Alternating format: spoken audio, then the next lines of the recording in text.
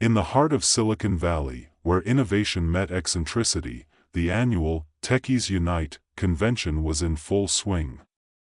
Crowds of gadget enthusiasts and industry giants milled about, wearing shirts emblazoned with cryptic slogans like, "My code compiles faster than your love life." Holographic displays flickered overhead, showcasing the latest in tech wizardry, from self-driving skateboards to mood-enhancing smart fridges. Maxine Max Green stood in the middle of it all, nervously adjusting her oversized glasses and clutching her tablet like it was a life preserver in a stormy sea. At 32, she was an oddball in a world of sleek suits and polished presentations. With wild, curly hair that seemed to have a life of its own, she often felt more like a human glitch than a cybersecurity expert.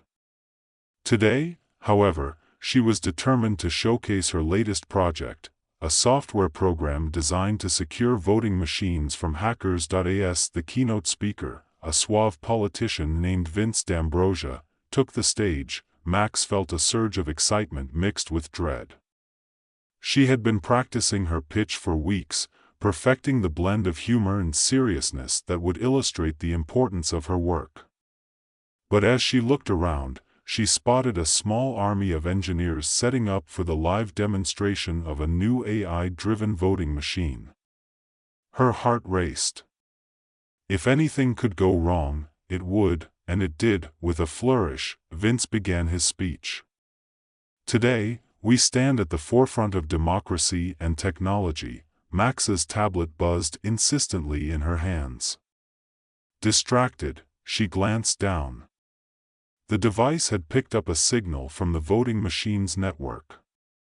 In her excitement, she clicked a button, only to realize too late that it was the wrong one.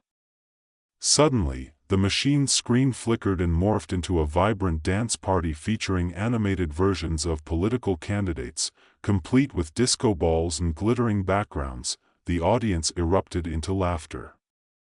Max felt her face burn as she scrambled to regain control. No, that's not," she stammered, frantically tapping at her tablet. But it was too late. The holograms danced, twirled, and delivered the most outrageous campaign promises, like free Wi-Fi for all, and vote for me, and I'll make Mondays optional. As chaos unfolded, Max realized this was her moment. Instead of panicking, she decided to lean into the madness. With a wry smile, she stood up, addressing the audience. "Well, if this is democracy at work, I guess we're all just one bad algorithm away from a rave." The crowd roared with laughter, and for the first time, Max felt the warmth of camaraderie instead of embarrassment. By the end of the demonstration, her clumsiness had transformed into an accidental comedy show. She even received a standing ovation, but deep down, she knew that her real work was just beginning. In the aftermath, as attendees buzzed about the dancing candidates, Max couldn't shake the feeling that something was off. Sure, the laughter had been therapeutic, but her cybersecurity instincts were tingling. She spent the rest of the day researching the voting machines, and as night fell, she uncovered something chilling.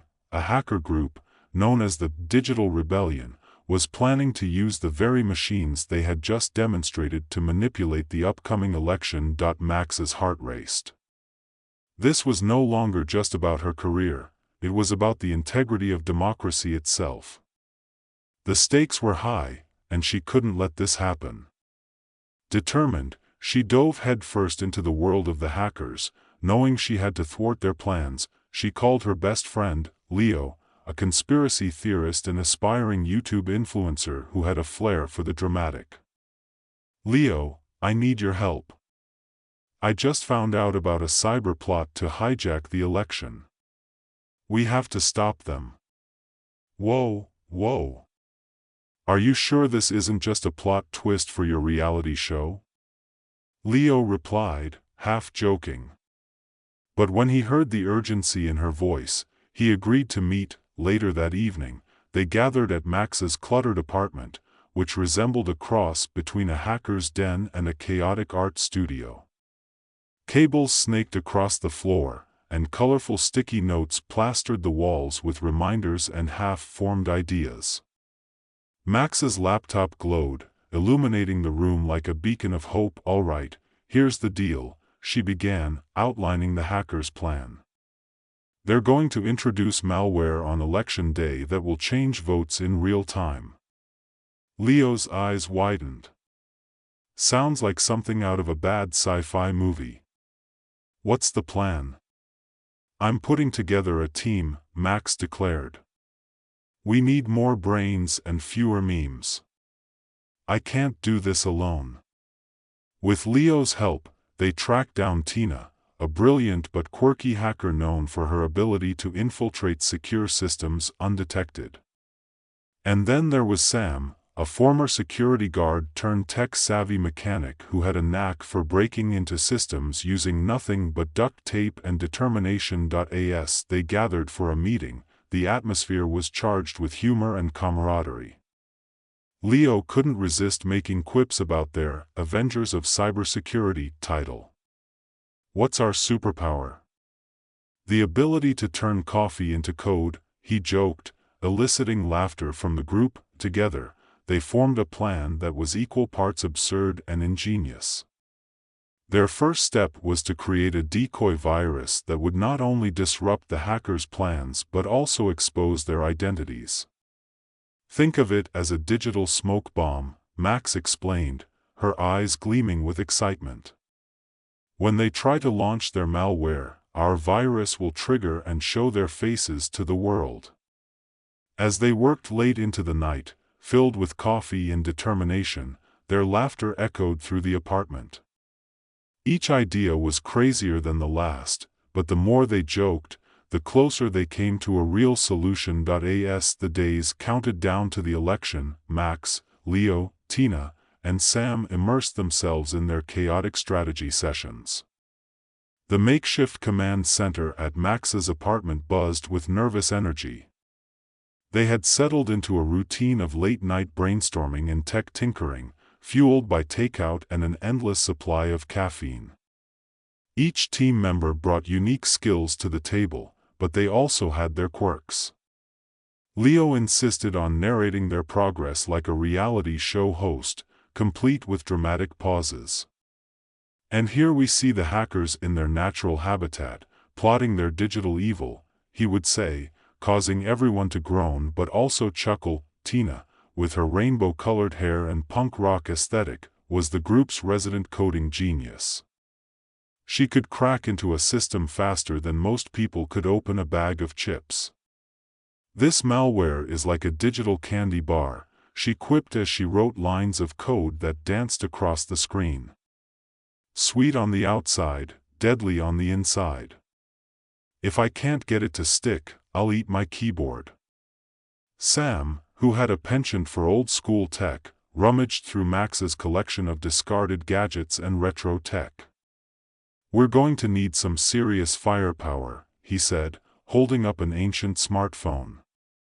"This baby might just be the key to our success, or a relic that'll take us straight to tech prison. Either way, I love it."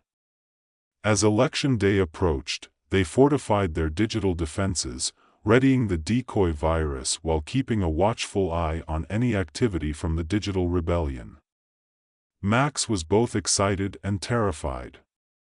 Their plan hinged on catching the hackers off guard while the world watched the live election coverage. Finally, election day arrived. The air buzzed with anticipation, tension thick enough to slice through. Max and her team gathered in her living room, surrounded by screens displaying live feeds of voting locations across the country. Max's heart raced as she monitored the digital landscape, fingers poised over her keyboard. "Okay, everyone, this is it," she announced, taking a deep breath. "We've worked hard, and now it's time to put our plan into action." Just as she spoke, Leo's phone buzzed with a notification. "Oh no," he groaned. "They're at it already. The digital rebellion is going live with their malware." "Quick, we need to deploy our decoy," Max said, her pulse quickening. The moment of truth had arrived. As she initiated the launch sequence, her heart pounded in her ears. "Let's hope our digital smoke bomb is as good as we think it is." Moments later, chaos erupted on the voting feeds.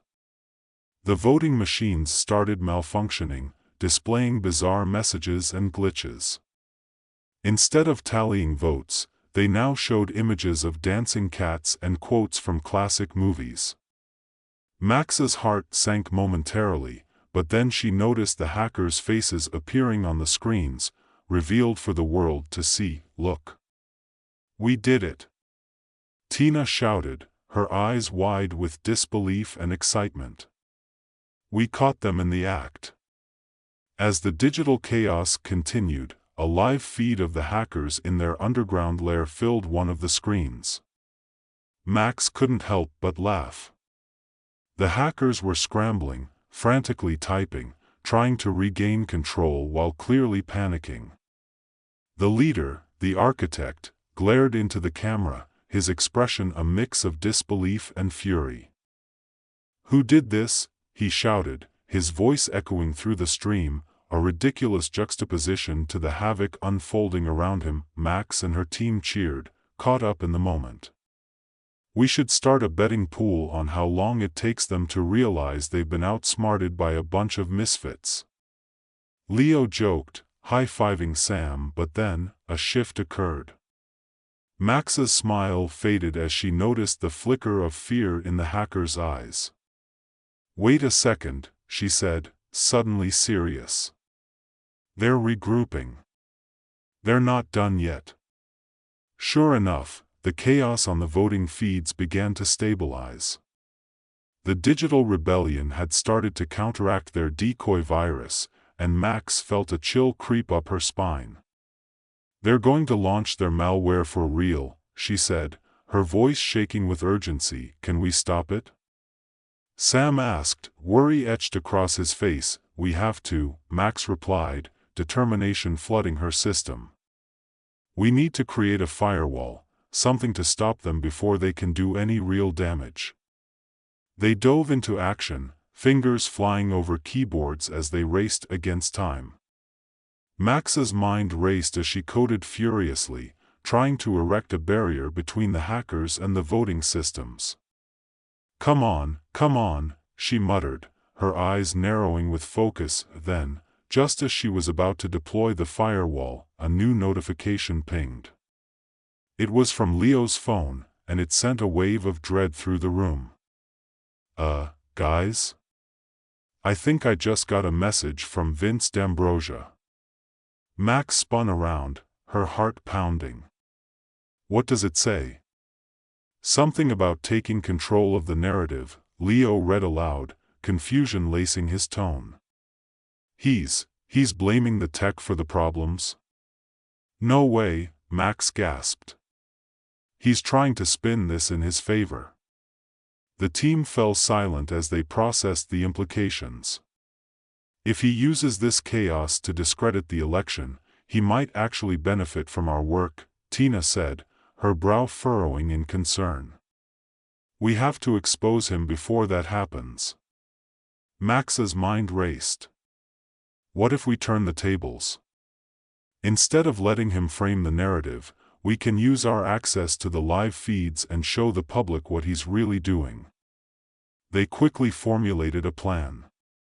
With the firewall still in development, they split their efforts. Max and Tina would focus on exposing Vince while Leo and Sam worked on fortifying their defenses against the hackers. Max felt a renewed sense of purpose as they executed their plan.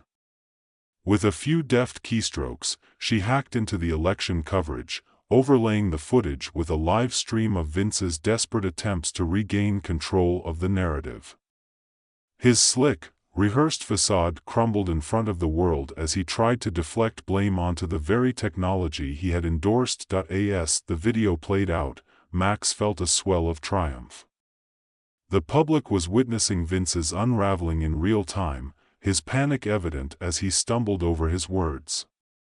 This is a classic case of can't play the game, so blame the board, she muttered under her breath, a triumphant smirk spreading across her face, but they couldn't celebrate just yet. The digital rebellion had not given up. Just as they launched the video, a warning popped up on Max's screen: the hackers were breaching the firewall. "They're coming for us," she shouted, adrenaline surging through her veins. "Sam, we need that firewall up now," Leo urged, his voice tinged with urgency. "We can't let them in." With fingers flying, Sam worked furiously, sweat trickling down his forehead. Almost there. Just a few more seconds. Max's heart raced as she glanced at the live stream. The public was reacting, comments flooding in as people realized what Vince was trying to do. "You're going down, D'Ambrosia," someone had posted, and it quickly gained traction. Finally, Sam let out a triumphant yell. "It's up. The firewall is active." A collective sigh of relief washed over the group. They had managed to block the hackers just in time. The digital rebellion's attempts fizzled as they tried to breach the walls of Max's code. In the background, Vince continued to flounder on camera, desperately trying to shift blame and maintain his composure. With the public in an uproar, the momentum shifted. Max felt a rush of elation. They had turned the tide. The power of technology, once a tool for deception, was now being wielded for transparency. As the night wore on, the final votes were cast, and the election concluded amidst the turmoil. Max and her team watched the results roll in, feeling the tension lift as the people spoke with their votes. The crowd had rallied against corruption, embracing the truth laid bare by Max's team. Hours later, as dawn broke and the city awoke to the aftermath, Max and her friends gathered in her living room, exhaustion settling in. They were a ragtag team of underdogs who had taken on a formidable enemy and won, their laughter ringing through the space once more. "Can you believe we pulled it off?" Leo asked, grinning from ear to ear. "We need to celebrate this somehow." Max's heart swelled with pride, not just for their victory, but for the bond they had forged. "How about we start with breakfast? I owe you all pancakes, preferably without any coding errors this time." They erupted into laughter, the tension of the previous days melting away. In that moment, Max realized that the journey was just as important as the destination. She had fought for democracy, but she had also found a family in the process. As the sun rose higher, casting light into the room, Max felt hopeful. Technology, she knew, was a double-edged sword. It could be wielded for good or ill, but it was up to those who understood it to ensure it served the right purpose. With a grin, she turned to her friends. "Now, who's ready to save the world again?" And with that, the adventures of Max and her team were far from over.